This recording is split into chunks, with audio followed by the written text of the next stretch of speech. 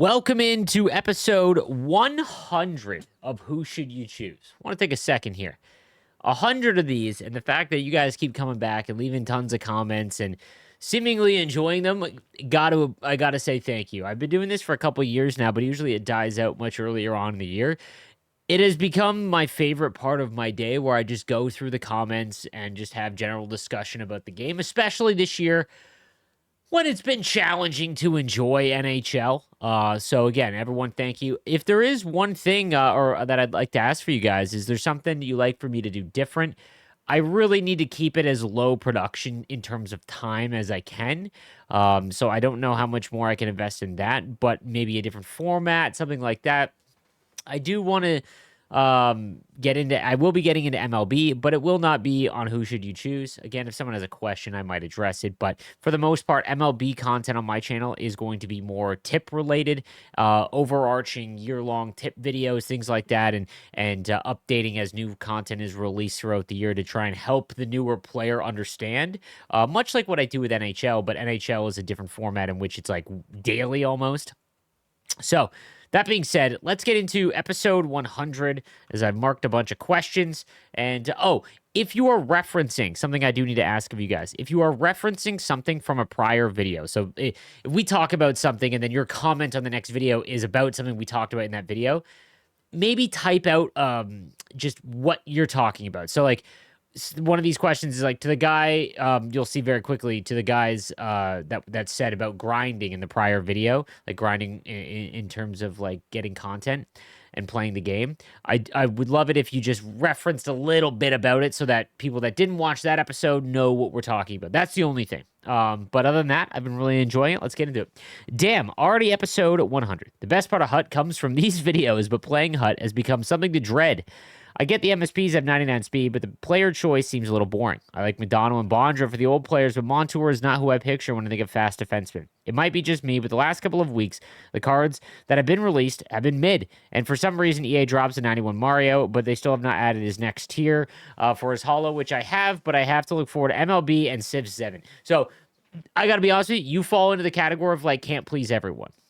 And I'm not trying to single you out, Mark, but when it comes to the NHL video game, I've said this for years, that you will never make everyone happy, especially when it comes to gameplay. It's subjective, and content, same kind of thing. Personally, the Bondra thing, like Bondra getting added and him being a master set player item out of nowhere.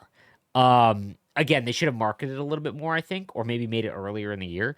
That being said, chef's kiss, like, great way to utilize an event. I would have loved it. When it comes to who they pick, you know what I would love from EA? A simple 2 sentences or a sentence as to why the master set player was picked.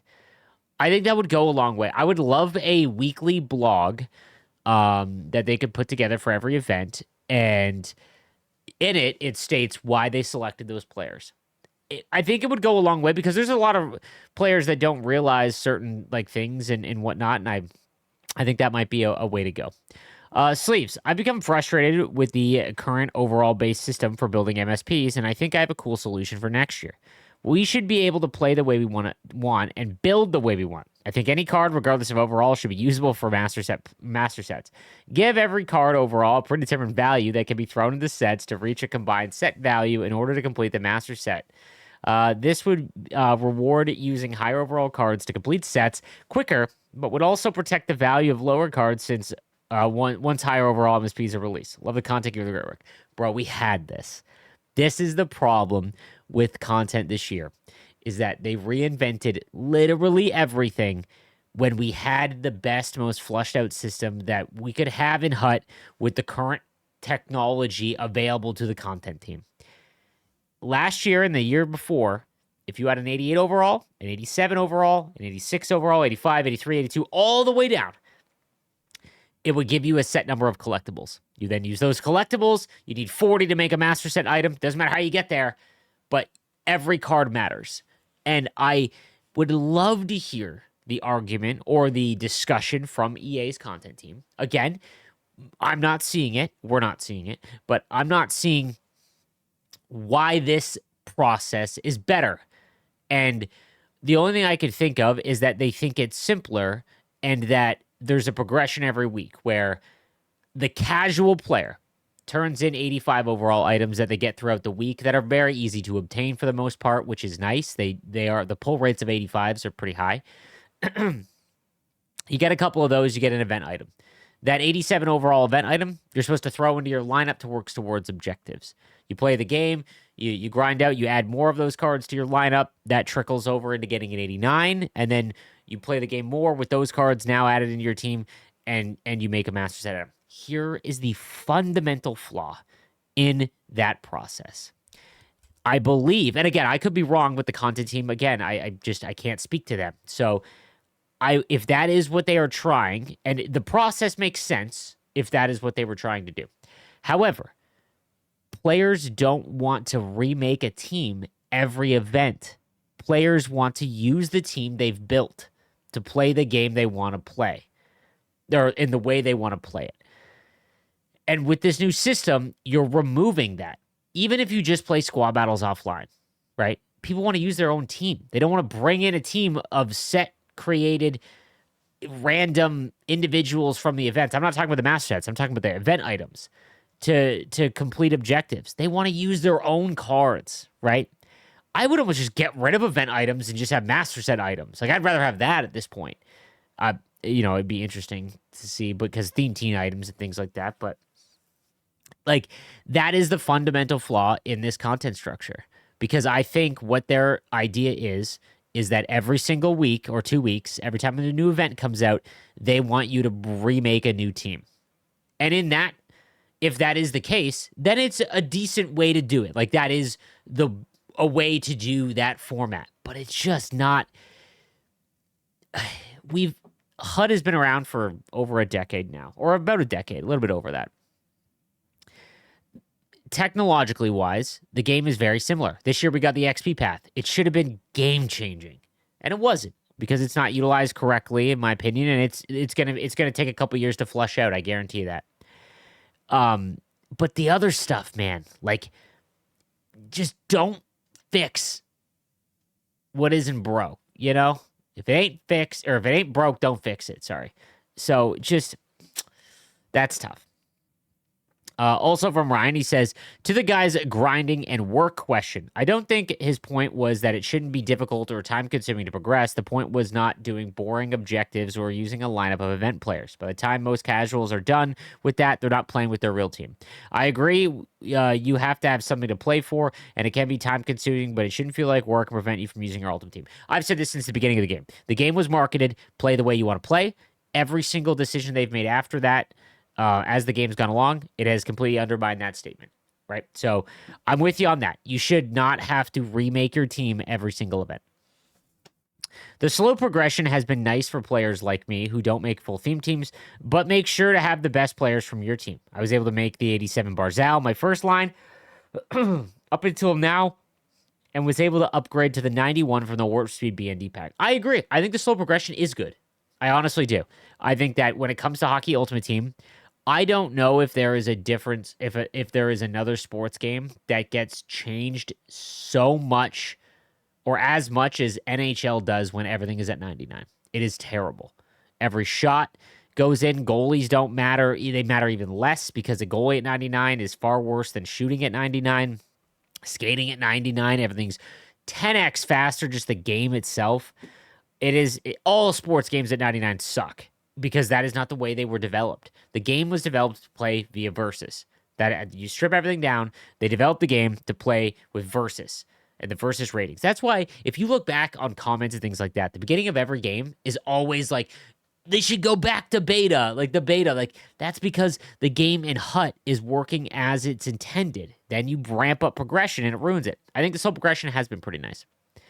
I love how you said you're looking for the Halo campaign. When I can't take the frustration of glitching and game mechanic abuse on realistic play of rivals anymore and squad battles is too boring, I text my buddy and we play Halo on the Master Chief Collection. We've been grinding through the campaigns over time, and it's been refreshing that I actually stopped playing HUD for a bit. I'm just glad I started playing again because I might have missed the Warp Speed event. I love that. I've been playing a lot of HUT this week because the event was so good that it had me playing HUT. And I've realized that this is the year that I've played. This is the least I have played. And when I say least, I still have like 400 games played and things like that, right? But it's my job, right? And to understand what's going on, I don't play it outside of streaming. I just don't anymore. And this is the first time in a while that it's had me like feeling like that. So, but if you get like that, you just got to try a different game, man. Hey, Steve, I've been following your content for a while now, and this is my first time reaching out with a question. I initially started playing Shell, but lost interest early due to the X Factor situation this year. However, I got back into Team of the Year and managed to pick up McKinnon and McDavid. Since then, I've been grinding and built a no money spent team. Here's what my team looks like right now. The reason I have Solani, Kaprizov, and EK65 is for the agility boost synergy, but I'm wondering if it would be smarter to remove them for some of the newer speed-based players. Also, I'd love to hear your thoughts on how I can improve my team overall. Right now, I'm working towards X Factor Nylander and have completed 6 out of the X Factor objectives. I also have about 300,000 coins saved up. Any suggestion or advice would be greatly appreciated. Thanks again for the awesome content. Keep the good work. So, McKinnon, Nations, Crosby, McDavid, Gensel, Madonna, Zetterberg, Larkin. On defense is where I would definitely add, like, I would get Niedermeyer and I would make Montour for sure, 100%. So I would use what you can, including your coins, to make those cards. That's where I would start. People complaining about chores really have no idea how every single other video game works. There is a grind aspect to them if you want the top tier rewards. Destiny, you grind the same raids. Dungeons and Strikes over. Oh, God, Destiny, I miss it so much. Diablo 4, you grind the same dungeons and rifts for hours for XP and increasing rewards and power items. Borderlands has you killing the same bosses again and again for elusive weapons and items. The fact that NHL even gives us things to grind for, basically free rewards, just goes in line with every other game ever made that has you building a character, team, home base, etc. You don't have to like it, you don't even have to do them, but being able to smash out objectives in literally 5 to 7 games on easy mode against the AI that just stand there for free cards and coins is all we really need, honestly. I feel the NHL community just likes to complain for the sake of complaining. Any community will complain because we play the game more than it was intended to be played, and once you do that, your dopamine hit that you get from playing the game continues to wear down, and you need a massive spike in dopamine to actually enjoy it again, like the Warp Speed event, right? Next event, that dopamine hit that we got from the Warp Speed event and the cards that are available to us, if they aren't just as good and somehow better, then guess what happens? Next event, not as nice, right? Like, it's just a constant battle of trying to improve. And the game isn't meant to be played as much as it is. Doesn't let the content team and the gameplay team off the hook, though. I think that there is a delicate balance. I'll be honest with you. Like I said, this is the least I have played. I guarantee you there is a lot of my viewers that have played far more than me. And when you look at my team, I don't know what else I need to have. I have an icon. I made X Factor Supercharged McDavid. I've got multiple Team of the Week or Team of the Year items. I've got multiple fantasy players. I've got MSPs all throughout the lineup, like 92 cards all up and down the lineup. It's very easy this year. As someone who just started playing PGA 2K25, I think this fully proves they need to go in 2-year cycles and make bangers take the time to develop a game that is actually complete, not half-ass game like they seem to do every year since probably 2020 or so. Man, again, 100% agree. Like, it would be interesting to see a sports game where in October, let's say, we'll take NHL, they just re-release HUT, reset HUT. And maybe there's a mode where, let's say, Rivals, or it's called Rivals Classic or Rivals Ultimate, and you can use any card from any release, right? And it's 2 years long, but the main game, so then like normal Rivals as well as Champs and all of that, it's cards that are released now and they reset HUT, right? And they can make gameplay updates and tweaks. It'd be nice. Here's the problem, guys. Think realistically. If you had a business and every year you got hundreds of millions of dollars, not that they're making that much, but let's say they make $50 million from NHL. They don't, but I'm using that as an example. Would you stop that to make a 2-year game? And before you answer with yes, the game you'll sell more every year, they would have to double their sales every single game to make up for that. No way that happens, right? Because you could just, like, there's an argument to be made. You could just play the reset version, right? Like, so it's just why we're not going to see it, right? Like, that's the unfortunate reality. We just won't see it. Hey, Sleeves, I don't want to say which event was the best or which was the worst. However, I did want to say that I was extremely disappointed that EA decided to make so many cards useless by the way they forced us to make MSPs. Feels like half our cards are irrelevant because we cannot upgrade them to require an MSP, and if we use the Team of the Week trade-ins, they only go so high. Same thing, the other trade-in sets with low fodder. This was a huge screw you from EA to us, and it was solidified by their decision to limit how long that we had to make MSPs. This change was, to me, the biggest disappointment of NHL 25. And right behind it, of course, how they completely screwed over anyone who chased X Factors and icons, and don't get me started with team builders. Oh well, at this point, I'm praying for an early thaw, so golf courses open early. Keep up the great work. Can't wait for the next podcast. Appreciate that, my man. And I agree. Like I said, they decided to fit. They wanted to change everything for the sake of changing. It seemed the fact that we can't go back and make old MSPs. It just further hammers home their philosophy of FOMO. They want you to log on because, like right now, imagine if you could make the warp speed cards at any point. Would there be a rush to do it right now? No. Would you feel pressure because you can't make them in 2 weeks? No. And that's just the sales tactic that they are going with now. And there's no way they made the same amount of money as last year. I can assure you that. NHL 06 and 2K8 were the best games ever made, in my opinion. I liked the 2K series. It had a lot of cool, unique features about it. I always thought the graphics were not even close to NHL in comparison. But when I think about NHL games that I spent I think about most fondly, 04 for sure, and 06 with Vinny on the cover, and then 08, which I believe was Eric Stahl, was like the first game where I was just playing versus nonstop. And that kind of changed my life when you think about it, considering when they made the jump to skill stick, that killed 2K. Legitimately, that's what ended the 2K franchise on NHL.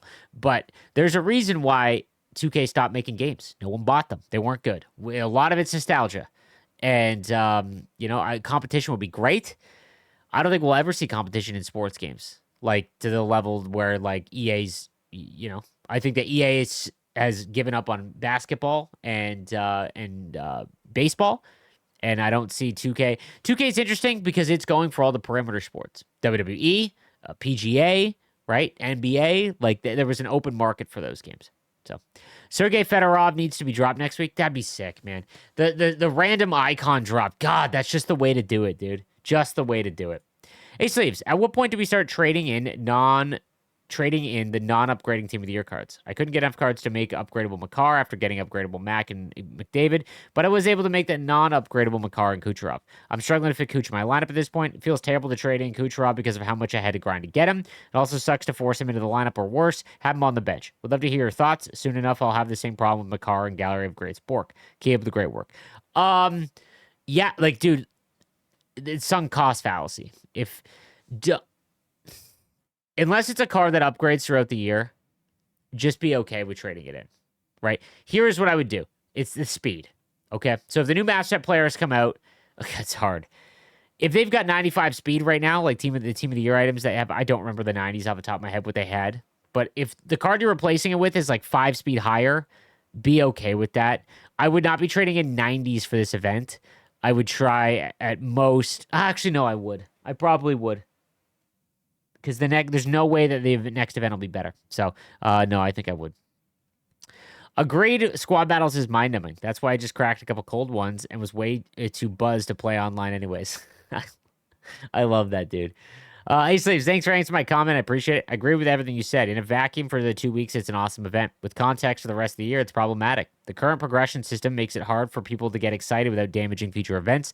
The build system you and Kesso made was amazing. They could also drop different versions of the same player with different player types, and custom builds for MSPs would be a lot more exciting. 9 in a hut remains my biggest problem with NHL. So boring. Love the content.